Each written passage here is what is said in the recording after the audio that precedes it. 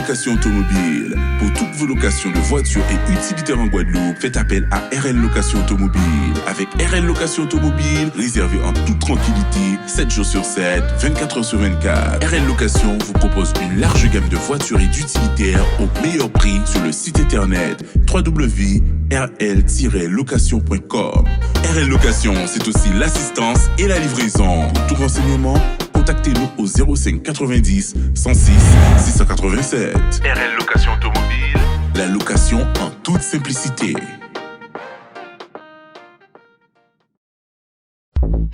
Guadeloupe Actualité. On ouvre cette édition avec Bruno Benjamin, qui est président de l'association Ouragan.com. Bonsoir, monsieur Benjamin. Bonsoir à vous. Alors, on a tenu quand même à faire un point avec vous, puisqu'on est un peu à mi-parcours pour la saison cyclonique 2022. On nous a dit que ce serait une saison qui serait agitée techniquement, avec beaucoup de phénomènes prévus. Finalement, on n'a pas eu grand-chose. Vous me le disiez tout à l'heure, est-ce que ce n'est pas un peu... on n'est pas un peu dans une phase où le calme précède un peu la tempête ? Alors, c'est une éventualité. Je vous avoue que beaucoup d'observateurs sont relativement surpris de voir que la saison est plutôt inactive. On n'est pas loin du record des 61 jours d'inactivité, puisque le dernier phénomène enregistré, c'était la tempête tropicale Colline le 3 juin. Donc, on attend de pouvoir si, effectivement, on va dépasser cette barre fatidique des 61 jours sans activité cyclonique. Chose surprenante, il n'y a rien eu du tout au mois d'août. C'était la première fois depuis 1941 qu'il n'y avait pas de phénomène cyclonique au mois d'août. C'est une observation à prendre en compte. On s'attendait à avoir des phénomènes beaucoup plus fréquents cette année, voire plus intenses, et finalement, ça n'a pas été le cas.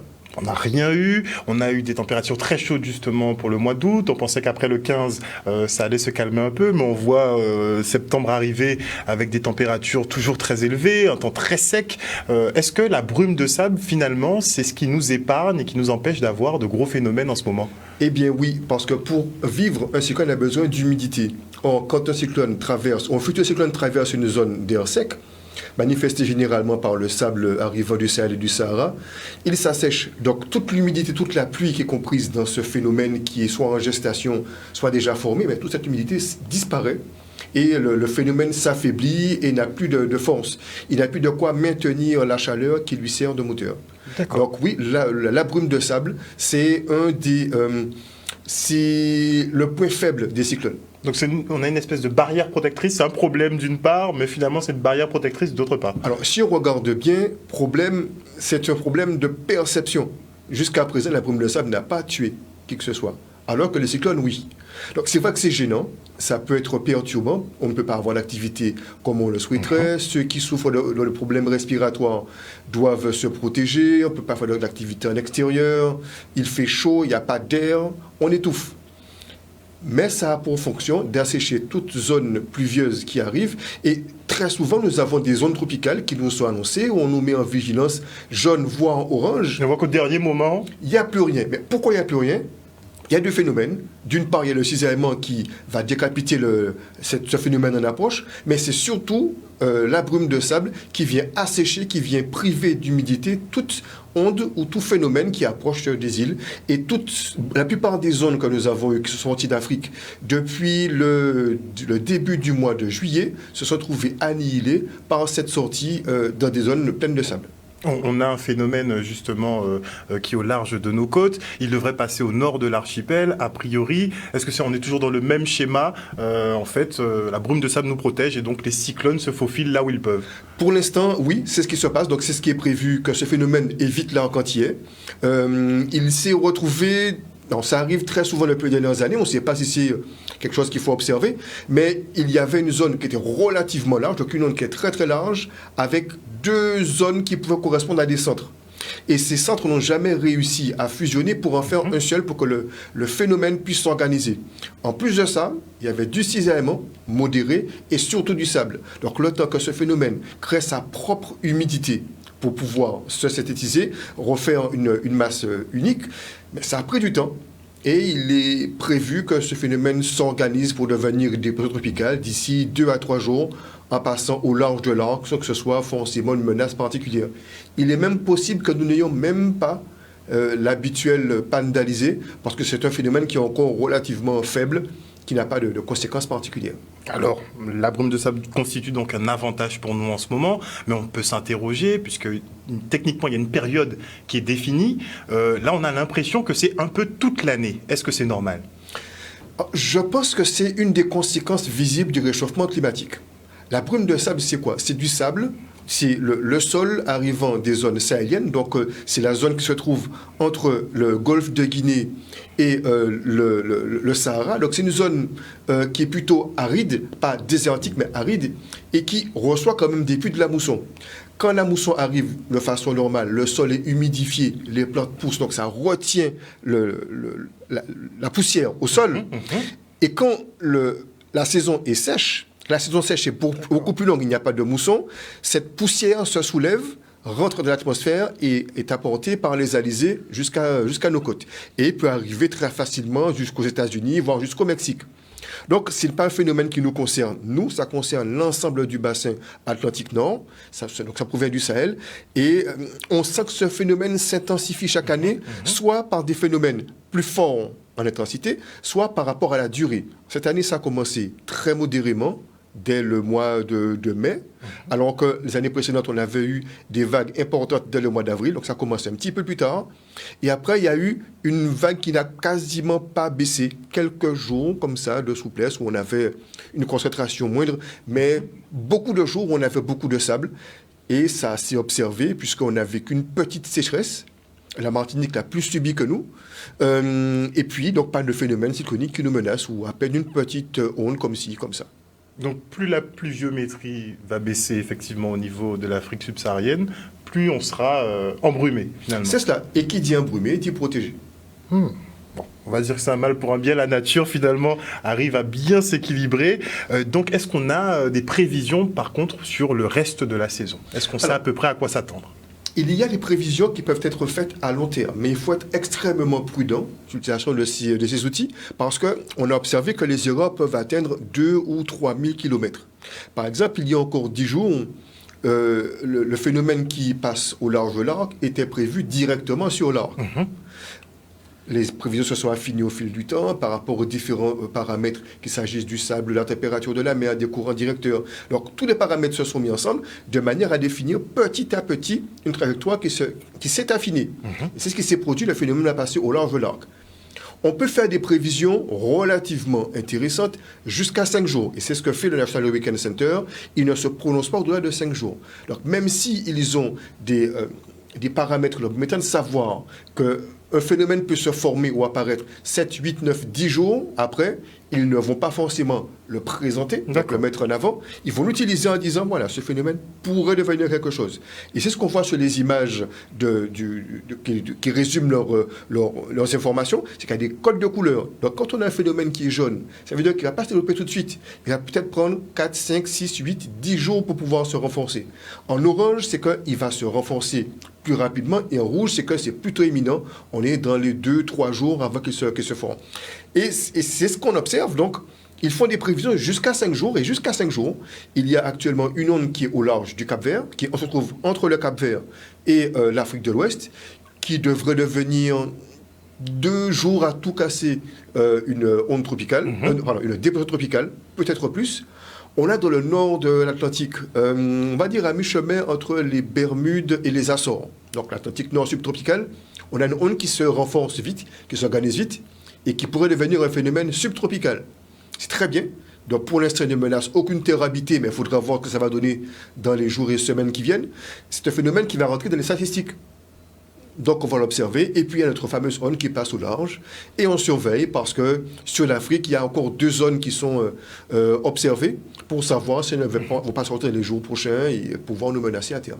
Est-ce qu'on peut dire que les algorithmes utilisés justement par Météo France ou le NHC sont extrêmement précis, ou bien on continue à avoir des mauvaises surprises, puisqu'on voit souvent, on a des pronostics, on va dire entre guillemets, où on nous dit on aura une grosse pluviométrie à tel moment, finalement on l'a pas. Quand on n'a pas prévu la pluviométrie, finalement on se retrouve inondé. Alors est-ce que justement les prévisions sont très précises maintenant ? Alors ça s'affine, mais il faut bien garder à l'esprit que la météo n'est pas une science exacte. Donc il y a une marge d'erreur qui petit à petit est en train de se réduire.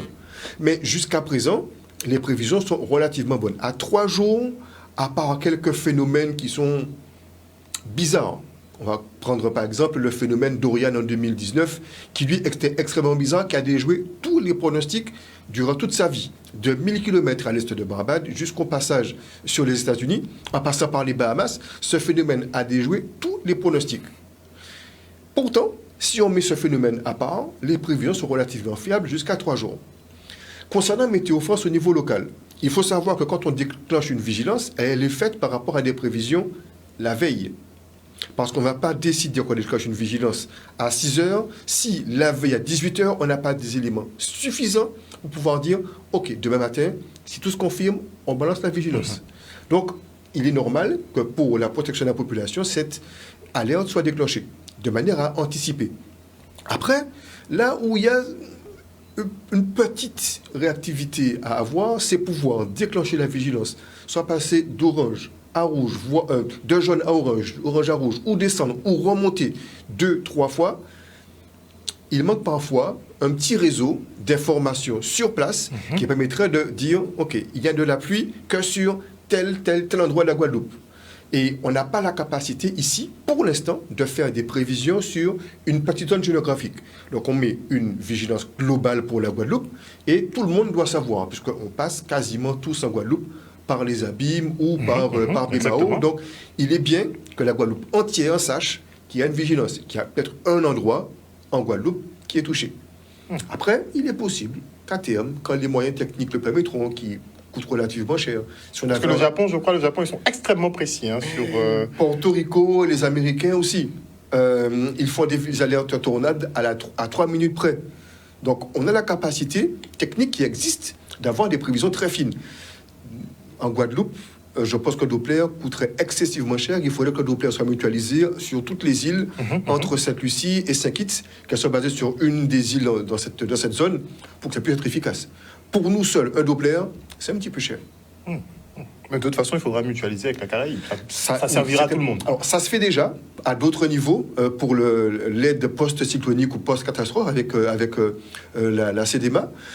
Mais pour l'instant, au niveau météorologique, ce n'est pas encore le cas. C'est la collaboration, notre radar de Désirade est envié par toutes les îles de la Caraïbe, parce que c'est le radar qui voit le plus loin à l'est. Espérons qu'on puisse aller plus loin que ça. De toute façon, l'appel est lancé, de façon à ce qu'on ait des prévisions très précises, parce que la population, quand elle est prise au dépourvu, on l'entend babiller comme il se doit. Donc, les prévisions sont à 3 à 5 jours, on ne sait pas trop pour les semaines à venir, mais votre avis personnel, vous êtes confiant, on va passer tranquillement cette saison? Mais je vois que les instituts qui font des prévisions, qui sont des instituts qui font des calculs depuis de très nombreuses années, la Colorado State University travaille depuis près de 40 ans. Donc, ce sont des méthodes qui sont rodées. Jusqu'à présent, ils ne se sont pas trompés. La Niña est présente et même très présente. D'ailleurs, on se demande si ce n'est pas un La Niña aussi puissant qui fait que le temps est complètement chamboulé. Donc, ce qui était prévu ne se réalise pas. Moi, je confie sur ces instituts. Même si leurs chiffres ont baissé, ils sont passés de 20 à 18 tempêtes tropicales prévues pour la saison. On en a eu 3, ça veut dire qu'il resterait entre... un beau paquet quand même. Voilà, ça fait 14. On peut avoir des phénomènes relativement faibles, mais qui sont comptabilisés comme tempêtes tropicales. Et même les tempêtes subtropicales sont comptabilisées dans ce nombre. Oui, je pense que d'ici la fin octobre, on peut avoir plusieurs phénomènes, pas forcément qui nous concernent, mais dans le bassin, oui. Cette année, il fait très chaud, j'entends les gens dire il fait très chaud en ce moment, ça veut dire qu'on aura la contrepartie derrière. Alors, ce n'est pas la température de l'air qui fait cyclone, c'est la température de la mer.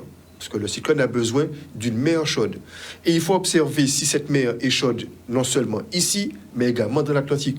Parce qu'elle peut être très chaude juste au niveau des côtes africaines, se refroidir en dessous de 26 degrés. Et là, le cyclone n'a plus son carburant pour pouvoir se maintenir en vie. S'il y a cette partie-là, ce petit élément qui manque, les cyclones ne peuvent pas survivre, on n'a pas de menace. En revanche, si l'Atlantique reste chaud, ou s'il continue à chauffer, oui, effectivement, on peut avoir une activité importante. Et vu les statistiques qu'on a actuellement avec l'essentiel de l'Atlantique à plus de 26 degrés, on pourrait avoir des phénomènes qui évoluent dans le bassin. Je ne suis pas sûr qu'on va atteindre les 20, comme on l'a craigné au début de la saison. Mais même 16 ou 17 tempêtes tropicales, ça serait un nombre raisonnable. Et puis, bon, ce serait peut-être la fin du cycle de l'hyperactivité. On a eu tellement l'habitude, depuis 2016-2017, d'avoir plus de 16-18 phénomènes avec des tempêtes tropicales toutes les semaines, que maintenant, qu'on a une activité affaiblie, presque normale, mais qu'on est surpris. Et voilà, Limite on demande. Oui, Ce qui est bizarre. tout à fait.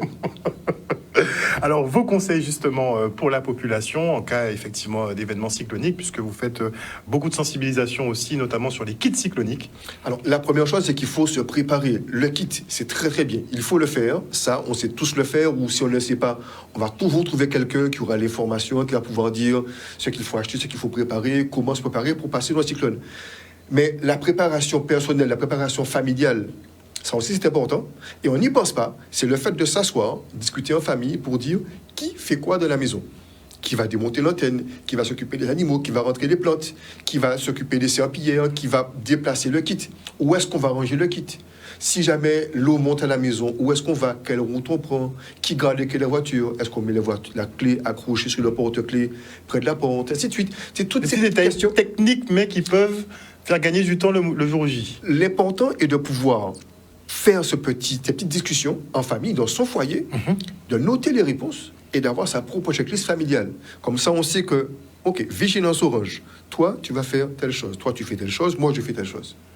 Et ça permet d'être prêt, de ne pas laisser place au hasard, de se poser la question. C'est déjà rédigé. On applique le plan familial qu'on a mis en place. Et c'est quelque chose qu'il faut faire. On n'a pas l'habitude de le faire, mais c'est quelque chose que dans toutes les îles de la Caraïbe, on fait, parce qu'ils ont cette culture de risque que nous ne maîtrisons pas assez. C'est ce que je fais essentiellement sur mon travail. Donc je parle du PFMS, donc du plan familial de mise en sécurité, qui va être peaufiné, amélioré pour qu'il corresponde un petit peu plus à nos réalités. L'important est que vraiment on prenne conscience qu'on doit vivre avec les cyclones, qu'on est dans une zone avec non seulement les cyclones, mais d'autres risques. Donc il faut prendre des notes pour savoir quoi faire. Si telle personne est absente, donc, et au travail, ou absente pour raison personnelle, professionnelle ou familiale, et qu'on se retrouve à deux dans la maison, qui fait quoi? Qui prend le relais? Donc, et ça, pour éviter d'avoir à paniquer au dernier moment, il vaut mieux rédiger son petit plan. C'est la meilleure chose à faire. Et puis, l'autre recommandation, c'est de prendre des cours de premier secours. Donc ça, c'est le chantier que Ouragan.com va attaquer l'an prochain, en 2024. Donc, pour l'instant, on va se former, nous, au sein de l'association, s'assurer que nous maîtrisons les cours de premier secours, que nous savons nous-mêmes utiliser les cours qui nous sont transmis. Et après, on va inciter la population à aller prendre ces cours, soit en organisant des sessions par nous-mêmes, soit en favorisant l'accès à ces formations, de manière à ce qu'il y ait, si on peut, dans chaque ville, ou dans chaque quartier, ou dans chaque rue, des personnes formées. Ou dans chaque famille, puisque comme vous parliez du plan qui doit être organisé, est-ce qu'il ne doit pas y avoir un sauveteur déjà désigné dans la famille? Une personne responsable désignée dans la famille, pas forcément sauveteur. Le sauveteur, on peut le trouver dans son voisinage, mais il faut qu'il soit connu. Donc ça, c'est l'étape qui va venir petit à petit. Mais il faut au moins qu'il y ait une personne qui garde les informations importantes, qui garde les contacts d'urgence, les contacts de la mairie, les contacts de la police, du médecin, qui ait les informations de base. Et pas forcément le chef de famille. Ça peut être un enfant à qui on confie cette tâche. Oui, ça permet de le responsabiliser, de lui donner cette mission. Je vois par exemple en Australie, ils ont le concept du gardien du feu. C'est une façon de garder l'attention d'un enfant en lui faisant garder une boîte d'allumettes qu'on a rendue parfaitement étanche par des sachets plastiques. Mais l'enfant, dès qu'il commence à paniquer ou commence à être attiré par autre chose, il dit attention, tu es le gardien du feu. Les allumettes servent à cuisiner, excellent, à se chauffer et à faire de la lumière. Ça occupe l'esprit de l'enfant. Et ça, c'est une méthode australienne qui est prouvée depuis très très très longtemps, que d'autres pays ont utilisée. Et à chaque fois que je fais une conférence, mais j'en parle.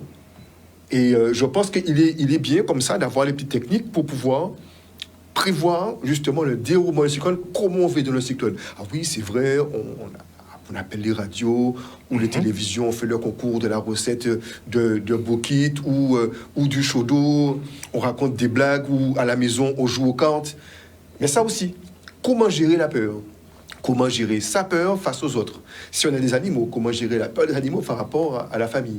C'est ces petites questions-là qui sont très importantes. Il faut prendre le temps de s'asseoir, d'y réfléchir, de prendre des notes, discuter, écouter la vie des plus petits, écouter la vie des plus grands et puis faire une synthèse. Merci beaucoup Bruno Benjamin d'être venu sur ce plateau ce soir. Je rappelle que vous êtes président donc de l'association Ouragan.com qui fait beaucoup de pédagogie justement autour des phénomènes cycloniques notamment. En tout cas, merci beaucoup pour le travail que vous réalisez auprès de la population. On était à vos côtés justement il y a quelques mois, vous faisiez des réunions, vous passiez un petit peu informer tout le monde. C'est une très bonne démarche. On espère que la culture justement de ces événements va rentrer dans nos habitudes et qu'un jour effectivement les petits donneront des cours. Qui sait? On ne sait jamais. Je suis bientôt à Désirade. Ça, c'était bientôt à Désirade. Bientôt à Désirade. Il faut penser, effectivement. Oui. Et la Comadil, par contre, sur les, sur les voyages, c'est un petit peu compliqué. Il faudra prendre l'avion, j'imagine. Merci encore. À vous. Et parlons de la qualité de l'air qui est mauvaise. Vous le savez, on fait le point avec Guader. Aujourd'hui, la qualité de l'air sera dégradée du fait de l'arrivée des brumes de sable en Guadeloupe.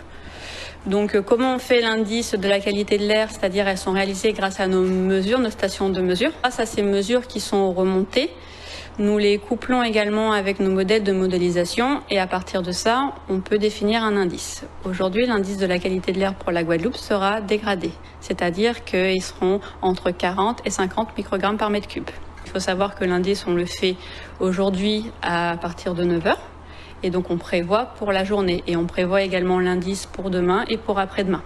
Donc effectivement c'est une prévision, on ne peut pas être sûr. Par contre on est sûr de l'indice qui a été fait hier grâce à nos stations de mesure. Il faut savoir qu'on a un seuil d'alerte, c'est-à-dire que quand on dépasse 50 microgrammes par mètre cube, on a un arrêté préfectoral. Donc à partir de là on envoie ces informations et on communique également des recommandations. Donc des recommandations par exemple... tout simple, l'un des gestes qu'on peut faire, parce qu'il faut savoir que les brumes de sable c'est naturel et qu'on peut pas les réduire. Par contre, ce qu'on peut faire, c'est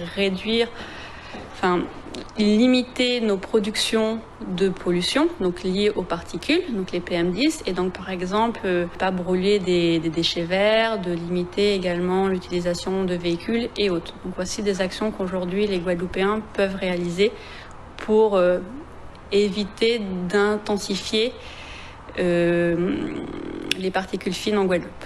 Les brumes de sable sont des particules essentiellement des PM10, donc c'est inférieur à 10 microgrammes et ces particules s'infiltrent dans nos poumons et donc ça entraîne des problèmes de respiration, d'asthme ou autre. Effectivement, il faut prendre ça au sérieux et justement éviter, si vous avez déjà des problèmes de respiration, éviter justement de faire du sport.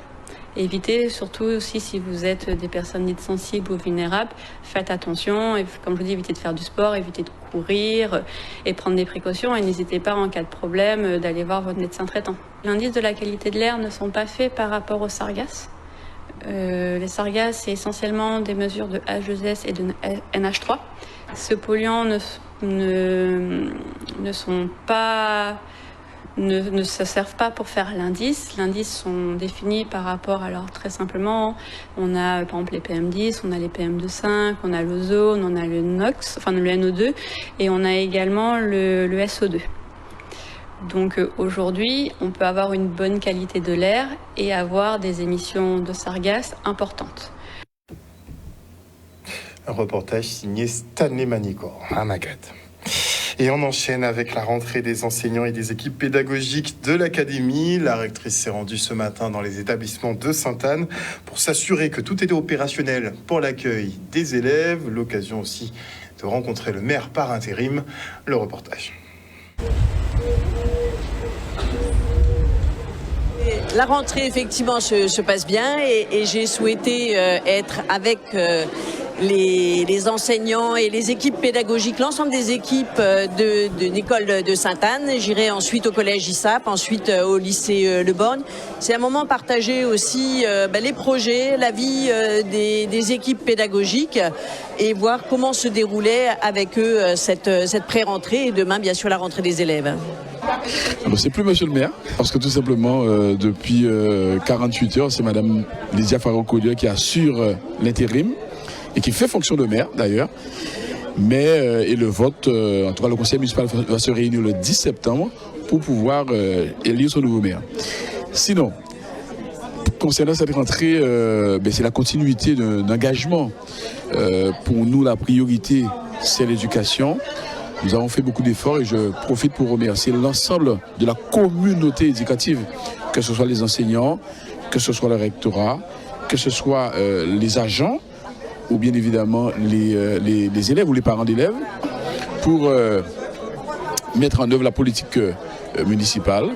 Et aujourd'hui, nous sommes quand même assez satisfaits de tous les efforts que nous avons accomplis, mais il reste encore beaucoup à faire.